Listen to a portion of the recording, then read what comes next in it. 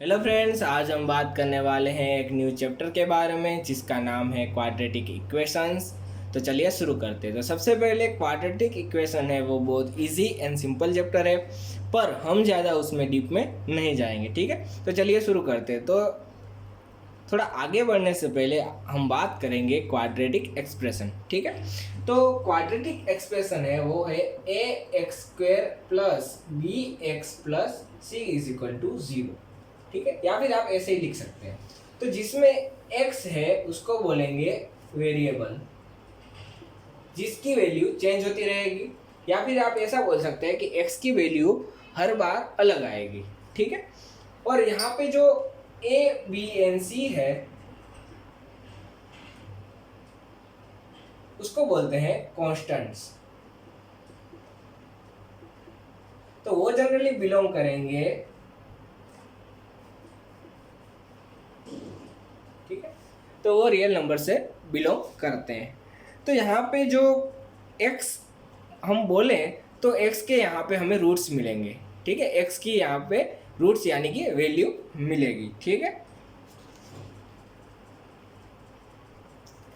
तो हमने यहाँ पे क्वाड्रेटिक एक्सप्रेशन देखा, वो हमने देखा a x square plus b x plus c is equal to equal यहाँ तक। ठीक है, तो ये था क्वाड्रेटिक एक्सप्रेशन।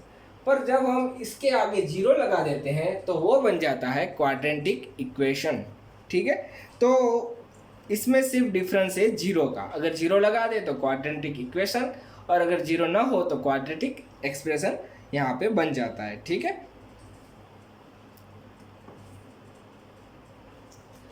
तो यहाँ पे जो हमें x की वैल्यू मिलेगी, यहाँ पे जो हमें x की वैल्यू मिलेगी उसको आप बोल सकते हैं रूट्स, या फिर रूट, या फिर यहाँ पे आप वैल्यू बोल सकते हैं, या फिर आंसर बोल सकते हैं। तो जो इक्वेशन का आंसर है, रूट है या वैल्यू है, वो हमें x के फॉर्म में मिलेगी, यानी कि x is equal to something, जो भी आंसर हमें मिलता है। तो x की वैल्यू यानी कि रूट, आंसर, जो भी आप कहना चाहे वो कह सकते हैं। क्वाड्रेटिक इक्वेशन है उसको सॉल्व करने की दो मेथड है। फर्स्ट है फैक्टराइजेशन,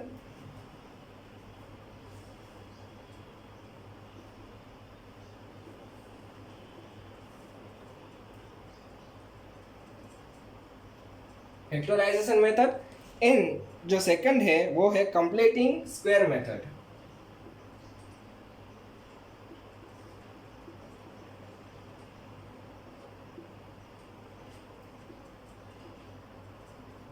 ठीक है, तो हम दो तरीके से इसको हम सोल्व कर सकते हैं। तो यहाँ पे जो क्वाड्रेटिक इक्वेशन है, तो आप इसको सोल्व करेंगे तो आपको यहाँ पे रूट मिलेंगे, रूट यानी उसकी वैल्यू। तो जैसे कि अगर यहाँ पे कोई एक इक्वेशन है,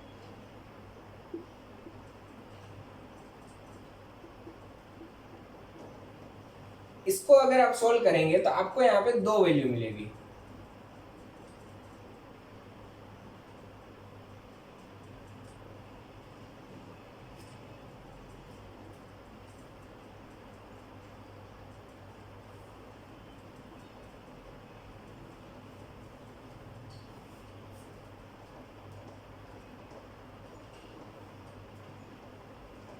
ठीक है, तो यहाँ पे आपको दो वैल्यू मिलेगी। अगर आप इस वाले इक्वेशन में अगर सब वैल्यू डाल दे तो आपको यहाँ पे अल्फा की दो वैल्यू मिलेगी, वही आपका होगा सॉल्यूशन।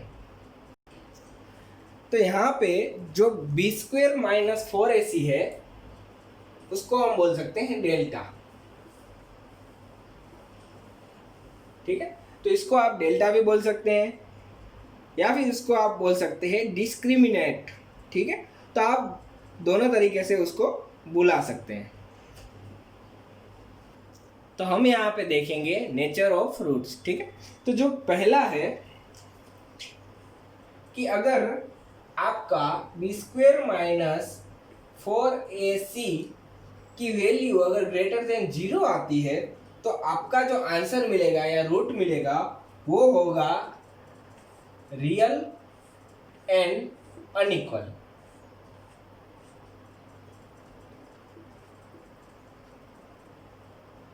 ठीक है, दूसरा देखते हैं, इसके बारे में मैं आपको बाद में समझाता हूँ। ठीक है, अगर b square minus 4ac equal to 0 मिला तो आपका आंसर होगा रियल एंड इक्वल। अगर b square minus 4ac less than 0 मिला आपको तो आपका आंसर होगा इमेजिनरी और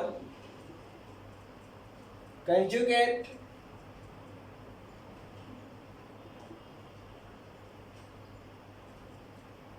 number.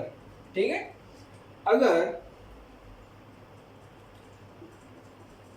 B square minus 4ac greater than 0 है और एक चीज है, ये ग्रेटर देन 0 है और इसका अगर रूट इक्वल मिलता है, इक्वल यानी कि अगर इसकी वैल्यू यहाँ पे 64 आती है तो इसका रूट होगा 8, तो हमें ये रूट स्क्वायर में मिला। ठीक है, इंटीजर है वो परफेक्ट इंटीजर हमें यहाँ पे मिला।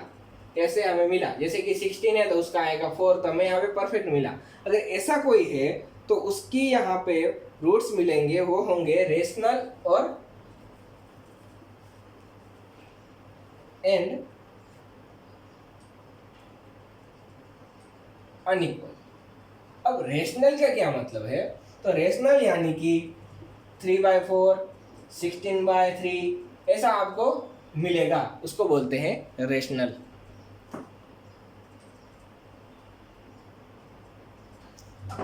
पांचवा देखिए, अगर तो बी स्क्वेयर माइनस 4ac की वैल्यू ग्रेटर देन 0 मिलती है और अगर इसका स्क्वायर यानी कि अगर आपको बी स्क्वेयर माइनस 4ac आपको परफेक्ट इंटीजर नहीं मिलता तो आपका आंसर होगा, आपको जो रूट मिलेगा वो होगा इरेशनल नंबर।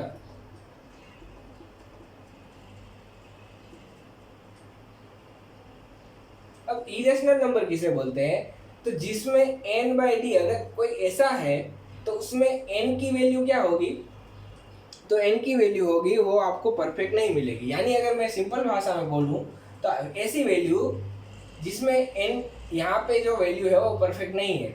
जैसे कि यहाँ पे मैं अगर बात करूँ तो पाई, ठीक है, e, ये सब जो है वो आपका इरेशनल नंबर है, तो यहाँ पे जो आपको वैल्यू मिलेगी वो यहाँ पे परफेक्ट नहीं होगी। अगर आपको पहला रूट जो है वो a प्लस IB मिलता है तो आपको जो दूसरा है वो मिलेगा a माइनस IB। यहाँ पे जो I है वो इमेजिनरी की निशानी है। ठीक है, अगर आपको a माइनस IB पहला रूट मिलता है तो दूसरा आपको मिलेगा a प्लस IB। ठीक, तो आपको हमेशा याद रखना है दोनों की जो निशानी है या भी साइन है वो हमेशा एक दूसरे से ऑपोजिट होगी।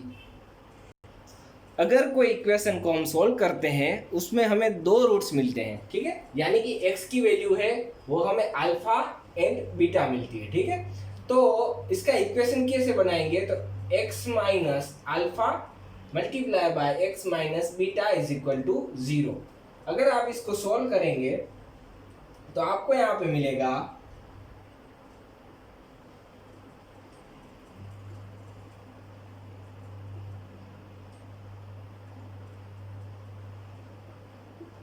ठीक है, आपको कुछ ऐसा मिलेगा। तो यहां अगर हम डिफाइन करें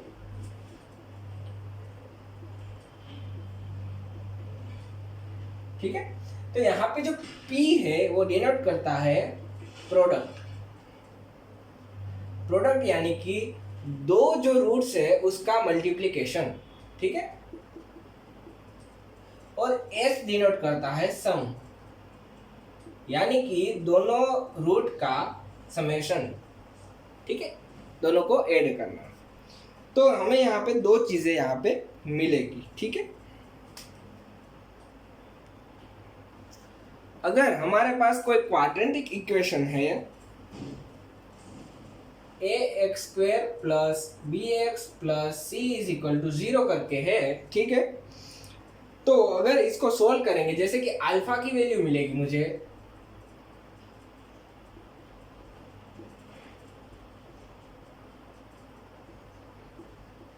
और बीटा की वैल्यू मुझे मिलेगी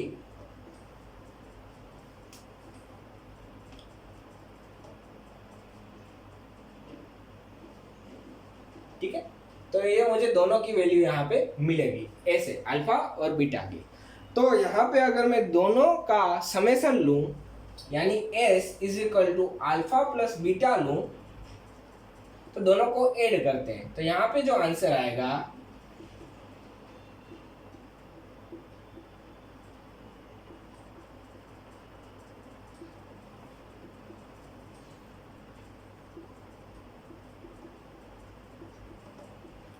तो यहाँ पे जो डिनोमिनेटर है वो सेम है, तो ऊपर का होगा एडिशन, ठीक है। तो ये और ये निकल जाएंगे, तो यहाँ पे बचेगा -2b बाय 2a, 2 निकल जाएंगे, कैंसिल हो जाएंगे, तो यहाँ पे बचेगा -b बाय a। तो यहाँ पे जो b है उसको हम बोलेंगे माइनस, पहले बाहर ले लेते हैं, तो जो b है वो है x का कोएफिशिएंट, ठीक है। तो b को क्या बोलेंगे, तो b को बोलेंगे कोएफिशिएंट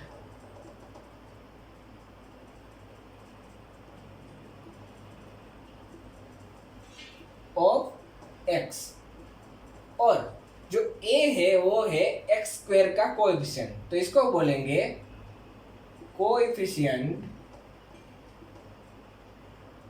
ऑफ एक्स स्क्वायर, ठीक है।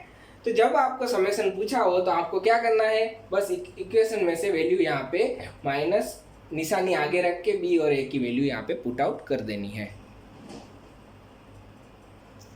अगर हम दोनों का मल्टीप्लिकेशन ले, p is equal to alpha into beta, अगर दोनों को मल्टीप्लाई करें तो हमें यहाँ पे मिलेगा 1/4a², दोनों का मल्टीप्लिकेशन कर देते हैं, नीचे वाला डिनोमिनेटर का। अगर ऊपर का करें तो ऊपर का हमें मिलेगा b² माइनस b² प्लस, या फिर आपको पूरा ही कर देता हूँ, ठीक है। तो माइनस बी यानी होगा b², ठीक है, -b b² होगा, -b इंटू ये आएगा, ठीक है। तो -b इंटू ये, तो क्या हो जाएगा, प्लस b√b² माइनस 4ac, फिर प्लस और माइनस यहाँ पे हो जाएगा -b√b² माइनस 4ac, ठीक है। और यहाँ पे दोनों का अगर करें तो यहाँ पे आपको मिलेगा -b² प्लस 4ac, और यहाँ पे डिनोमिनेटर में यहाँ से निकाल के यहाँ डाल देते हैं 4a², ठीक। तो ये दोनों यहाँ पे निकल जाएंगे, यहाँ पे बचेगा b² minus b² plus 4ac, यहाँ पे होएगा 4x², ये दोनों और निकल गए, यहाँ पे आएगा 4ac बाय 4a²। तो यहाँ पे a निकल गया, तो यहाँ पे बचेगा c बाय a। तो c क्या है, तो c है कांस्टेंट टर्म, ठीक है।